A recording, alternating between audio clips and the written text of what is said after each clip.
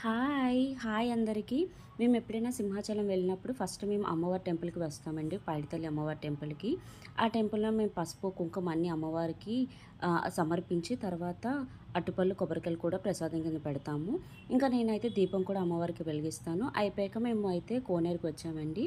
కోనేరు అనేది వైజాగ్‌లో చాలా బావుంటది. ఎందుకంటే వాటర్ మధ్యలో టెంపుల్ ఉంటది కాబట్టి. మా మమ్మీ అయితే కోనేరుకి ఎప్పుడు వచ్చినా కూడా కోనేరులోని పసుపు, కుంకం ఇంకా కాయిన్, ఒక అరటిపండు పెడతారండి. పెట్టేసి ఆ వాటర్‌లో వదిలేస్తారు. తర్వాత ఇంక అయిపోయిన తర్వాత ఇదిగోండి సింహాచలం తొలిమెట్టు దగ్గరికొచ్చాము. అలా విగ్రహాలన్నిటికి పసుపు, కుంకం అన్నీ పెట్టాము. పెట్టిన తర్వాత ఇక్కడ కూడా ప్రసాదం కింద కొబ్బరికాయ, అరటిపళ్ళు పెట్టామండి. మా మమ్మీ నాకు బొట్టు పెట్టారు. అక్కడి నుంచి పాదాల దగ్గర నుంచి బొట్టు తీసుకొని, తర్వాత అయిపోయిన తర్వాత ఇదిగోండి విగ్రహాలన్నిటికి నేను ఇలా వీడియో తీశాను. ఎవరైనా మెట్ల మార్గంలో వెళ్ళాలన్నా వెళ్ళొచ్చండి మెట్ల మార్గంలో కూడా. నేనైతే ఇలా గోపురానికి వీడియో తీశాను. ఈ పువ్వులైతే చాలా ఫేమస్ అండి సింహాచలంలోని. మంచి స్మెల్ ఒస్తది. నేను ఇంకా అక్కడ మన అగరబత్తులు కూడా తీసుకోవచ్చు సింహాచలంలోని. అయిపోయిన తర్వాత మేము అలాగా అన్నదానంకు వెళ్ళాము అన్నప్రసాదంకి. అక్కడైతే మేము వెళ్ళిన టైంలో చాలా రష్‌గా ఉంది. చాలామంది అయితే రిటర్న్ కూడా వెళ్ళిపోతున్నారు. మేము వెళ్ళక ఎక్కువ టైం పట్టదని చెప్పి మేము వెయిట్ చేసాము. ఒక 30 మినిట్స్‌లో అయిపోయింది.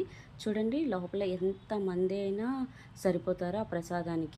సరిపోతారు. మేము వెళ్ళిన టైంలో అయితే మాకైతే ఒక పచ్చడి, ఒక బెండకాయ కర్రీ, గోంగూర పప్పు, ఇంకా సాంబార్ పెట్టారు. ఫుడ్ అయితే చాలా బావుంది. నేనింక తినలేక సాంబార్‌లోనే కర్డ్ రైస్ ఏసుకున్నాను. తర్వాత వెంటనే ఐస్ క్రీమ్ తిన్నాను.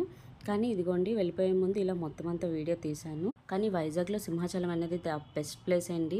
మనకెంత హ్యాపీ ఉన్నా, బాధున్నా సింహాచలంకెళ్ళి అలా కూర్చొని అలా టెంపుల్ వైపు అలా చూస్తుంటే అన్నీ మర్చిపోతాము. ఇంకెలాగో వెళ్ళిపోతున్నాం కదా అని చెప్పి మా మమ్మీ ఇంకా అలా దండం పెట్టుకున్నారు.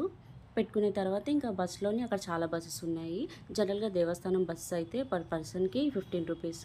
ఇంకా ఎలాగో స్టార్ట్ అయిపోతుందని చెప్పి మేము దేవస్థానం బస్సు ఎక్కేసాము. కొండపై నుంచి కొండ దిగడానికైతే 15 రూపీస్ అండి. ఆర్టీసీ అయితే 25 రూపీస్. తర్వాత కానీ ఏదైనా బస్ ట్రావెలింగ్ చాలా బావుంటదండి. ఆ గాలి తర్వాత అక్కడి నుంచి అన్నీ బాగా కనిపిస్తాయి. అలా దిగుతున్నప్పుడు. బాయ్.